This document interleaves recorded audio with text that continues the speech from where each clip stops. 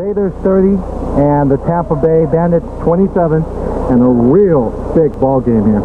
It's another one that went right down to the last tick of the clock like yesterday. So I guess the feeling about the league that they had some equality certainly worked, because yesterday you had the second best record in the USFL in Birmingham, 13-5, having to go to the last second to beat a 10-8 team, and today Oakland, with the best record in the USFL, has to go to the last second to beat Tampa Bay. Well, I think you really have to characterize this game as a game of great character.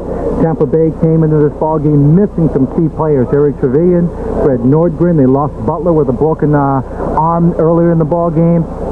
John Reeves had his problems with 29 interceptions coming into the playoffs, but they all played exceptionally well. Gary Anderson played up to his capabilities and making this just a three-point ball game. Now, let me reach over here and get my paper and all of these scenarios about where we're going to be going next weekend. And this is the circumstance now, and everything is going to swing on what happens at Giant Stadium in the Meadowlands, New Jersey, tomorrow night. If New Jersey should win, is that the way that's made up? Let's see. Well, let me read it to you this way. If New Jersey wins, your matchup will be Oakland at Memphis on Saturday, 2:30 Eastern Time, and New Jersey at Birmingham on Sunday at 2:30. Now, if Baltimore should win the ball game tomorrow night, it'll be Oakland at Memphis on Saturday and Baltimore at Birmingham on Sunday. So regardless of what happens, it's Oakland at Memphis, and that's going to be a pretty good matchup. You know, because those two teams match up extremely well, defensively and offensively. It was a blowout today for the Memphis Showboats over the Denver Gold. Al Trautwig at our studios in New York has the story on that ball game. So let's check in with him right now. A crowd of better than 30,000 filing out of the Liberty Bowl, having witnessed an unmitigated disaster for the Denver Gold. Vince Evans starting for the injured Bob Galliano, and we had an early indication of the impending doom facing the Gold.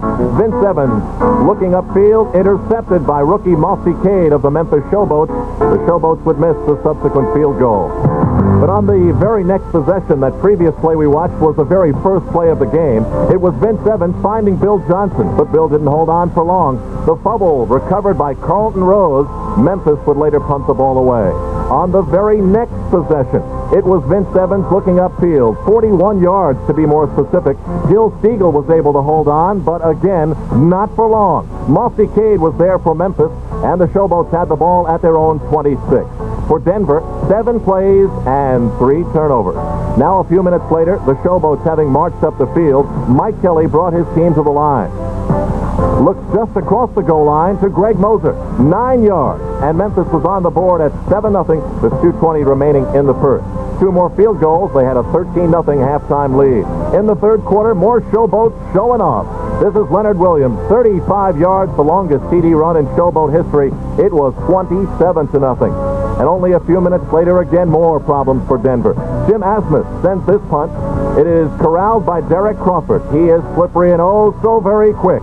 Watch him scamper 63 yards on the punt return to give the Showboats a commanding 34-0 lead. In the fourth quarter, Memphis would receive 2 more touchdowns. Denver would even get on the board, but it was much too little and much too late. The final, Memphis 48, Denver 7. The Showboats will now host Oakland. They've won 4 in a row and look pretty tough, Keith Jackson. All right, Al, thanks very much. And as you know, if you've been watching, 30-27, Oakland winning here. Let's join Tim Brant now as he talks with Anthony Carter. Thank you very much, Keith. And AC, I know you had that one in the bag all the way. You never had any doubts, did you? Well, we just tried to come out and didn't want to make any mistakes. You saw we made a lot of key mistakes. The defense gave us the ball in good field position. We didn't capitalize on it, and kind of hurt us. Just a year ago, we were talking with Novo and Bobby Hebert about the same situation. Came down. You could have won it last year against Los Angeles and lost. Oh, yeah, the guys have been in the huddle thinking about deja vu. We've been here before, and we didn't want it to happen. And, Novo, he's a great competitor, and he showed that today.